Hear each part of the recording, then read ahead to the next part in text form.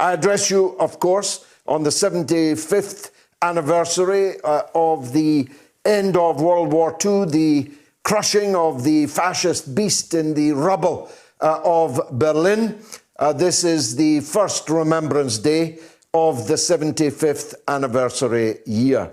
The fallen in World War I and in the anti-fascist war of World War II must be remembered by all right-thinking people. And they must be differentiated. Jeremy Corbyn made a terrible blunder today in his tweet on Remembrance Sunday, remembering all those who lost their lives in the wars, not including the SS and Panzer divisions, not including Adolf Hitler and Joseph Goebbels and the fascist beasts who were crushed underfoot by the Red Army in Berlin. I'm not remembering them. I'm remembering those in the great wartime alliance of Great Britain, the United States of America, and the then USSR that broke the back of fascism. German fascism, Italian fascism, and Japanese fascism. It doesn't mean that fascism has gone away, but if it had not been broken, we would not be talking, at least in this language, on this medium, this free space, this open university today. And so I bow my head to the fallen of the armies of the victorious Allied coalition. Having spoken briefly there about Jeremy Corbyn, I want to take this minute to reflect that what began as tragedy has now turned into total farce. Jeremy Corbyn, not 12 months ago, was the leader of the British Labour Party. He had, 2 years previously, taken Labour to its biggest increase in votes since 1945 and the great Labour post-war landslide victory. He came within less than 4,000 votes of becoming the Prime Minister of Great Britain. He expanded the Labour Party threefold into the biggest social democratic or Labour Party ever in the history of the Western world. Well over 500,000 members. And now he's been kicked out of the party that less than 12 months ago he led. And the putative reason, the proximate reason, the stated reason why he's been kicked out is for a statement which was not only of the bleeding obvious, but was indisputably, forensically, indisputably true. Now, if I were him, if I'd been advising him, I would have advised him not to say anything at all, because the much vaunted inquiry on anti-Semitism in the Labour Party had come to the conclusion, the only conclusion that it could possibly have come to, that the number of anti-Semites in the Labour Party under Jeremy Corbyn turned out to be 2 people, 2 cases. I would have smiled. I might have said, I told you. I might not have spoken at all. But for Corbyn to be kicked out of the Labour Party for a statement which is incontestably true, that the problem of anti-Semitism in the Labour Party had been grotesquely exaggerated by his political enemies within the party and by the mass media whose purpose was to break him as a man, whose purpose was to break the possibility of a candidate from outside of the mainstream, outside of the prevailing orthodoxy to ever become the Prime Minister of a country like Great Britain. Their job is done. Corbyn is defunct. Corbynism defunct. People are leaving the Labour Party at a rate of knots every single day, but they are not satisfied. They are determined now to root out anyone connected to Jeremy Corbyn, just in case. I may say that such ruthlessness was quite alien and foreign to Jeremy Corbyn, which may be the reason why he's politically dead and they are politically in charge. Maybe there's a lesson there for the future in politics for people who think like him. But today I saw Emily Thornberry, who sat in all of Jeremy Corbyn's shadow cabinets, latterly as the shadow foreign secretary, the third or fourth most important position in that shadow cabinet, was asked on Sky News if she regretted sitting in Jeremy Corbyn's shadow cabinet. A position she would have died for, a position she'd have bit your hand off for, a position she was prepared to indulge in all kinds of ideological gymnastics for, and her answer was, whatever my personal feelings about that, I'm not going to announce them on national television. Fickle, Emily. And then I looked for an image of her to tweet, and I discovered one of poor old Jeremy kissing her hand at the Labour Party conference, literally kissing her hand. You see, Corbyn is no more because he clasped these vipers to his breast. He preferred those vipers to his own friends, to those he'd sat with, marched with, those he'd campaigned with, those he'd been on picket lines with. He preferred these vipers over them and stood by and allowed all of his friends, one after the other, to be kicked to the curb like curs. He went along with it all, and he imagined that somehow those whose hands he was kissing were in any way loyal to him. It's a tragedy and it's a farce. Now, of course, Donald Trump was not Jeremy Corbyn, but he was from outside of the mainstream. He was from outside of the prevailing orthodoxy. And look at the effort they have made to destroy him. World historic levels of effort. So if I answer my own question, has there been a coup in America?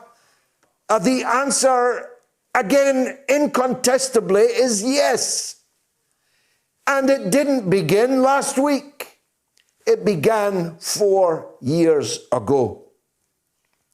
The same people who told us, their faces wreathed in anger and indignation, that the Russians had stolen the election in 2016, that Putin was a Russian agent, and that Putin had picked the US president, are now equally angrily, their faces wreathed in exactly the same indignation, condemning those who question the integrity of the election. You can't rig an American election. The people who told us the Russians rigged the last one are now saying. Now, for many people, far too many people, idiots, to speak in the way I'm speaking is taken as me supporting Donald Trump. No matter that I have said so often I'm sick saying it, I would not vote for Donald Trump or Joe Biden on pain of death. I don't believe in the concept of the lesser of two evils, even if we could agree on which was the lesser of those two evils. Trump is a thoroughgoing disaster from the point of view of my politics. He has scarred the Middle East with livid, raw, bloody scars from Syria to Yemen. He has murdered the hammer of ISIS and Al-Qaeda, General Soleimani, murdered him like a dog, risking an all-out war in the Middle East. Trump has starved my friends in Venezuela, overthrown my friends in Bolivia. He's right behind the murder squads in Colombia. He failed to bring the jobs back to the Rust Belt of America. He showered the richest people in America with untold riches in tax cuts. Why would somebody like me support Donald Trump? I loathe, despise, hate Donald Trump, full stop, and Biden, full stop. That's my point, you see. You don't have to look in the crystal ball to see what kind of president Joe Biden is going to be. You can read the book. The gang are back on the Potomac. The crooked, murdering gang are back on the Potomac. The Clinton gang, the Obama gang, the Biden gang, the Weinstein gang, the Epstein gang, all the agglomerate of vile corruption, of imperial domination are back. The warmongers are back. That's why I say I don't know if we could agree on which is the lesser of these two evils, Biden and Trump. Sure, the American bombers will now be painted with a rainbow flag on the tail fin, maybe a Black Lives Matter logo, as the bombs rain down on black and gay men and women, brown people, people of all color, in the next 4 years of a Biden administration. How do I know that? Because they've already been in power. How can Biden be the antidote to Trumpism? Biden is part of the cause of Trumpism. The globalizers, the people that unscrewed whole factories from the floor of the once workshop of America and shipped them south to Mexico, where the workers work almost for nothing, or ship them all the way to China. Trump's unhinged hatred of China didn't stop him buying all his campaign memorabilia from China. American capitalism has sold out the interest of its own people under both Trump and the Biden, Clinton, Obama gang. There is no difference between these two people, except that one may talk words of kindness, quote the nicer parts of the Bible, all the while girding themselves for the next US Democratic war. Where will it be? Syria, probably. But Russia is very firmly in their sights, or at least was, until the Russians failed to rig this election. Do I think there's anything in Trump's complaints that he was robbed? I absolutely do. You will never convince me that an election in which Trump got 7 million votes more in 2020 than he did in 2016, that his vote went up everywhere and amongst every demographic except the white males that he was imagined always to be playing too. Most women in America voted for the vile, sexist Donald Trump. A record number of minorities in America voted for the vile, racist Donald Trump. Most union members in America voted for the Wall Street creep, Donald Trump. These are facts which cannot be changed. But other facts can be changed.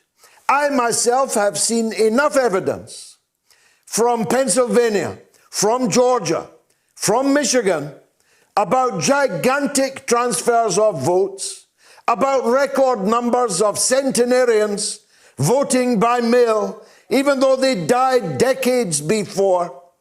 I have seen ample evidence of the millions of mail-in ballots that were sent to people who never asked for them, to realize that the courts may not find it quite so easy to brush aside Rudy Giuliani's complaints from that oil drum in the Four Seasons Garden Center in Philadelphia. Do I think that that will prevail? No.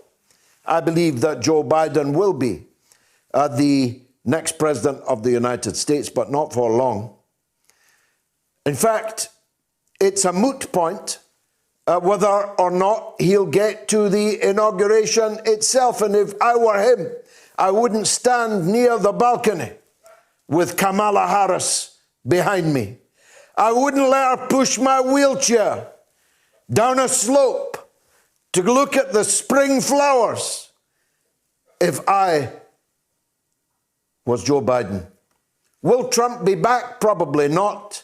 He doesn't look fit enough to me to do a Grover Cleveland and come back in 2024.